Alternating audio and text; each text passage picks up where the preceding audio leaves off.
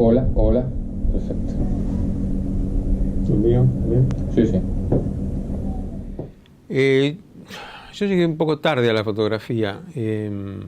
Arranqué por lo que me gustaba en esa época, que era la ciencia. Sigue gustando. Y estudié 2 años de física. Vi que las matemáticas no eran para mí y abandoné y empecé arquitectura. Hice 5 años de arquitectura. Me faltaban 3 materias y dije, no, yo quiero ser fotógrafo. Así que abandoné todo y me zambullí en lo que era en ese momento mi sueño, que era ser fotoperiodista y viajar por el mundo y publicar en las revistas importantes de aquella época. Siempre me planteé como objetivo, como sueño, hace 20 años, parecía irrealizable como para cualquiera, de publicar en las revistas internacionales. Acá la única posibilidad de trabajar era o en un diario, o en el Gráfico, o en Gente. Y qué sé yo me había puesto como mira un poquito más lejos, como objetivo. Intentaba o soñaba con publicar en revistas donde los fotógrafos que yo admiraba publicaban en el mundo. Así que yo lo que vi, la posibilidad era de conectarme con los que eran corresponsales de esas revistas en la Argentina. Entonces me conecté con ellos y empecé a tener, o agencias también, como en esa época había UPI, lo que era como Associated Press hoy, era UPI también en aquella época. Y uno de los contactos que hice fue con una agencia que existe todavía, pero que en esa época era más importante, que se llamaba Camera Press. Hasta que me encontré con un buen señor que era el director de una agencia inglesa, que se llama Camera Press. Entonces lo fui a ver también, me recibieron, y el que era el dueño de esa época. Y ahí él me dijo una cosa fantástica. Me dio un sabio consejo, me dijo, acá te va a ser muy difícil. Me gustan tus fotos y todo, pero mi consejo es, de América Latina nadie va y nadie hace nada, y no hay ningún material que venga de América Latina. Así que si vos te volvés y empezás a producir cosas y me las mandás, yo, si están bien, te las distribuyo. ¿Año? Año 71. Y bueno, fue como si, viste, cuando se abre el cielo, una epifanía, ¡ping! Dije, este es el camino. Volví a París, hice la valija y a los 2 días me volví a la Argentina. O sea, y así arranqué. Era un momento muy interesante en América Latina, ¿no? Bueno, acá estaba la vuelta de Perón, era toda la época de la dictadura, no sé, el cambio a la vuelta de Perón, que internacionalmente fue un hecho seguido por la prensa. Y bueno, ellos empecé a conseguir que me dieran trabajo por un día, por mediodía, por 2 días, con Time, con la revista Time, con Newsweek, que en esa época tenían corresponsales acá. Entonces, bueno, yo tenía una pequeña ventaja, como se dice, ventaja comparativa, que sabía hablar bien inglés, entonces eso ya me liberaba una pequeña... Se sentían más cómodos, digamos, ¿no? Yo hace 20 años que trabajo en la agencia Sigma, que es una agencia francesa, no la más importante, sino la más importante en cuanto a la cantidad de producción y la cantidad de eventos y territorio que cubre. A medida que yo fui creciendo en mi vida, siempre la gente de teatro hablaba de la crisis en el teatro. Es siempre lo mismo, ¿no? Es una especie de tema recurrente, la crisis en el teatro. Bueno, en esto también, mis colegas, mis amigos, la gente, los editores, hablan de la crisis del fotoperiodismo. Yo creo que es, como tantas cosas, tiene características de movimiento pendular. ¿Cómo está el fotoperiodismo hoy con respecto a hace 24 años que ya decían que estaba en crisis? Más crisis todavía. Por el tema de internet, lo digital. Claro, sí, bueno, todo eso que está tan... Por un lado está el tema del negocio, que ha ido cambiando, la desaparición de las agencias, tal cual se conocían, Gamma, Sigma, SIPA, las grandes agencias, Blackstar, bueno, subsisten algunas, y está el gran supermercado fotográfico que es Getty, que hoy, como te decía antes, con la desaparición de Corbis, tiene prácticamente el monopolio, o gran parte del mercado, pero algunas agencias subsisten, como Magnum, Contact en mucha menor medida. Pero bueno, ese sistema de agencia ha desaparecido. Para mí la otra pregunta más interesante que puede aportar a esto de qué va a pasar o cómo se puede trabajar en fotografía hoy en día, que es con la llegada de la digitalización, la telefonía en los celulares de una enorme calidad y la cual todo el mundo puede hacer fotos, etc. Para mí es muy equiparable al momento de la alfabetización. O sea, es como si, vamos a ver, supongamos, por poner un momento de la historia, en la Edad Media era muy poca gente la que leía y escribía, había grandes escritores, y de pronto todo el mundo empezó a poder leer y escribir, y eso hubiera implicado entonces la desaparición de la literatura. Pero hoy un joven de 21, 22 años que piensa como vos pensabas en aquella época, quiero de esto, de esta manera y tal, ¿lo tiene más fácil que tiene todo el mundo a su disposición con un email? No, yo creo que la tiene más difícil. Más difícil. Sí, yo creo que la tiene más difícil. En esa época, en el mundo, nos conocíamos todos. O sea, todo lo que andábamos dando vuelta por todo lo que pasaba en el mundo, éramos un grupo relativamente chico. O sea, lo que siguen siendo hoy mis amigos, era todo ese grupo de gente. Hoy en día en realidad hoy en día hay más gente que la practica. Me parece que se ha elevado el nivel medio. Si uno entra en internet y se fija, producción, fotógrafos, cosas que se publican, etc., hay un nivel más elevado. Bueno, de hecho, yo acá en Argentina soy absolutamente desconocido, o sea, mi trabajo no lo conoce nadie. Todo esto se publicó afuera, o sea, todas estas cosas se fueron publicando siempre afuera. Esto es uno de los primeros trabajos que a mí, en el año 73, cuando Fidel estuvo en Chile, esto es una mina de carbón en Concepción, que yo logré meterme y bajar con él. ¿Por qué decís que recuperaste los negativos? Porque todos mis negativos estaban en la agencia con la cual yo trabajaba, que se llamaba Sigma, que después pasó a ser Corbis cuando fue vendida. Y entonces todos esos archivos estaban guardados en Francia.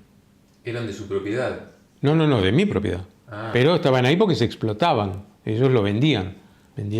Hacían copias en un momento y después se digitalizó cuando vino la época de la digitalización y, o sea, siempre lo tenían disponible para cosa que a mí me convenía porque, bueno, ellos hacían la distribución mundial de lo que yo hacía.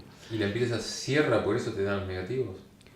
Claro, porque digitalizaron una gran parte y no les sirve, ocupa el lugar, no solo mío, sino de una cantidad de fotógrafos y los negativos no los quieren más, ¿viste? Timmerman fue el que fundó un diario que se llamaba La Opinión, y era un periodista que estuvo detenido, desaparecido en la época de la dictadura, después lo liberaron y lo mandaron al exilio, se fue afuera a vivir a Estados Unidos. Bueno, él volvió a la Argentina ya en la época de la democracia y fuimos los dos. Él trató de encontrar el lugar donde había estado desaparecido, que había sido Pozo de Banfield, y esta es la celda donde él había estado preso. Y en el 77, producto de la realidad política del Cono Sur, sobre todo, donde había dictaduras militares en todas partes, y donde pasaban cosas, obviamente, pero lo que pasaba no era fotografiable. Y lo que era fotografiable era banal. Y ahí surgió que la agencia me ofreció pasar de ser corresponsal a ser miembro del staff permanente en París. Así que ante esa oportunidad no lo dudé y me fui a vivir a París. Este es Pinochet, de las muchas veces que fui a Chile. El chiste, obviamente, es que este es el escudo chileno que dice por la razón o por la fuerza. Fue muy cómico porque yo al año siguiente fui a hacer un reportaje y el edecán, antes de entrar al despacho grande, me dice, está todo bien, que yo dice, pero le quiero decir una cosa, dice, está prohibido, no está permitido sacar fotos del escritorio con él. Y ahí me cayó la ficha a mí, dice, porque ha habido una imagen que le ha causado mucho daño al señor general. y viví en Nueva York del 80 al 85. Y en el 85 volví a la Argentina. Y ahora, bueno, utilizo esto como es mi base, vivo acá y viajo, no tengo un territorio asignado, sino que como miembro del staff de la agencia viajo a cualquier parte. ¿Ves? Acá, todos estos libros que son parecidos de formato, son de la serie de libros de Un día en la vida, de distintos países. Que es una serie de libros que empezaron en los años 80 en Australia, que un fotógrafo amigo mío y de mucha gente así de la comunidad internacional fotográfica, se le ocurrió traer a todos sus amigos a Australia y fotografiar distribuirnos por todo el país y después hacer un libro tratando de contar cómo es la vida en 24 horas en un país que es casi un continente. Y a raíz de eso, que fue un éxito muy grande, se repitió la experiencia, así que empezamos a viajar todos los años, todo un grupo de gente, más algunos fotógrafos locales también había siempre de cada lugar. Incluso algún estado de Estados Unidos, por ejemplo, este es de California. Por ejemplo, esta es una foto mía ahí en Venice, en California. ¿Una foto por fotógrafo? No, hay más, depende. Algunos tienen, no sé, por ejemplo, el de Canadá, que estaba acá. Yo tenía que ir a la zona, en un lugar de Quebec, y la persona que iba a ser mi guía, justo era de una tribu inuit de la zona, justo el día anterior se había muerto en un accidente de casa. Entonces al final lo que terminé fotografiando fue su velorio y su entierro. Que ahora te lo encuentro. En una comunidad indígena ahí. Pero acá es una historia donde hay varias fotos en vez de una. Bueno, La Flecha del Tiempo es un proyecto que tengo andando hace más de 40 años. Surgió de una manera muy banal, que es que la mamá de mi esposa, en ese momento y ahora, al año de nosotros vivir juntos, me pidió que hiciéramos un retrato, quería poner un retrato de cada uno de nosotros dos en su dormitorio. Entonces yo le saqué una foto a mi mujer y ella me sacó una foto a mí y se lo dimos. Y al año siguiente le dije, estamos hablando del año 76, y al año siguiente le dije, ¿por qué no la repetimos el mismo día, que era el día de nuestro aniversario? Y digo, ¿por qué no la repetimos a ver cómo cambiamos después de haber estado juntos? Y la hicimos de nuevo y después nunca más paramos. O sea que se prolongó con el nacimiento de mis 3 hijos, ahora de mis nietas. Es un árbol que tiene 3 ramas con vida propia. Y ya sabemos todo que el 17 de junio de cada año tenemos que estar juntos y sacarnos la foto. ¿El 17 de junio? Es el día del aniversario de cuando yo me fui a vivir con Susi, con mi mujer. Creo que la potencia está en la perseverancia, en ver el paso del tiempo, en ver cómo la vida nos cambia. Para mí el valor que tiene esto es la fuerza de una idea muy, muy, muy sencilla, muy al alcance de absolutamente cualquiera, y que me sorprende que a nadie se le haya ocurrido antes. Mirá lo que te digo. No porque se me haya ocurrido a mí, no pongo en valor eso, sino el hecho, que todos los días se te puede ocurrir algo que es nuevo, distinto, original, y vos decís, pucha, a nadie se le ocurrió, ¿cómo puede ser? Los últimos años también empecé a hacer algunos proyectos que son más comerciales, en cuanto que hay alguna persona que te lo encarga, ¿no? Que es un trabajo más de autor, pero con la salvedad que están hechos con absoluta libertad. O sea, por ejemplo, en este caso, que es un libro sobre agricultura, arriendan campos, producen soja y otros cultivos y servicios, etc. Pero me dijeron, haz lo que quieras. Andá, visitá, viajá, andá por el interior y contá cómo es la vida y cómo es el trabajo. O sea, es un libro que refleja mi visión de cómo se trabaja hoy en día en el campo, ¿no? ¿Cuánto tiempo estuviste haciendo este libro? Y como casi 2 años.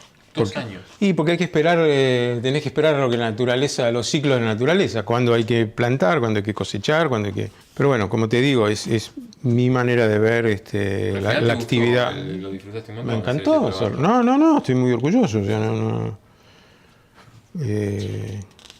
es mi manera de Porque verlo, te dieron ¿no? libertad. Total. O sea, andá a hacerlo y cuando termine volvé. O sea, mejor que eso, no sé. Si es malo, es culpa mía.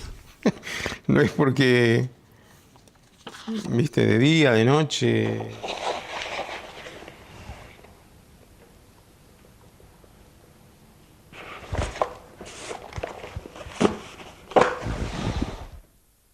Bueno, las fotos de Mitterrand que estás mostrando también tienen para mí un valor muy grande porque es uno de los trabajos más interesantes que hice. Durante un mes lo seguí como fotógrafo, como el único fotógrafo que lo siguió en su campaña, y la verdad que fue una cosa apasionante porque realmente lo seguí durante casi las 24 horas. A mí yo llegué a un momento que me di cuenta, sobre todo en los fines de mediados de los 90, que empezaba a hacer siempre la misma foto. O sea, hacía lo que se esperaba de mí y no lo que yo a lo mejor podía experimentar o hacer de distinto. Y ese fue uno de los motivos por los cuales decidí aceptar ir a Clarín, o sea, parar de fotografiar, hacer una especie de interrupción. Me fui a dirigir toda la parte fotográfica de Clarín y durante 6 años no saqué una foto. Y la verdad que creo que me sirvió. O sea, este libro es un resultado. Gráfico de Clarín. Fui director de fotografía de Clarín, sí. La verdad que no solo yo, sino todos los que trabajaron conmigo, cambiamos completamente la fotografía del diario. Hoy cambió, pero al revés. Para peor. Volvió para atrás. Sí, no lo digo yo, lo dicen los demás. ¿A qué lo adjudicas? ¿A qué lo adjudicas esa bajada de calidad? Que Puntualmente a Clarín. a nadie le importa nada. La verdad, me parece que a nadie le importa. Estos son los comandantes en jefe de todos los ejércitos de América Latina, en la época que yo te decía que estaban todas las dictaduras. Y me parece que además de documentar un acto banal frente al hotel de Carrasco en Uruguay, está contando cosas respecto de cómo son los militares, cuál es la relación, en cierto modo, machista, el segundo lugar en que relegan a las mujeres, etcétera, etcétera. Da la extraña casualidad que las mujeres están con los pañuelos en las cabezas y quien las lee por esta ambigüedad que yo decía, incluso se han preguntado si no son las madres de Plaza de Mayo los que están abajo, sumisas bajo las botas de esta gente, ¿no? La fotografía de por sí es un medio ambiguo en la medida de que es un trozo de la realidad en la cual faltan muchas cosas, ¿no es cierto? Falta el sonido, falta el movimiento, falta en unos casos el color. O sea que es digamos, una representación bastante parcial de la realidad. Y a mí me parece que las fotografías más interesantes son aquellas las más ricas son las que admiten muchas lecturas y una participación del lector, de quien las ve, tratando justamente de dilucidar esa ambigüedad, ¿no?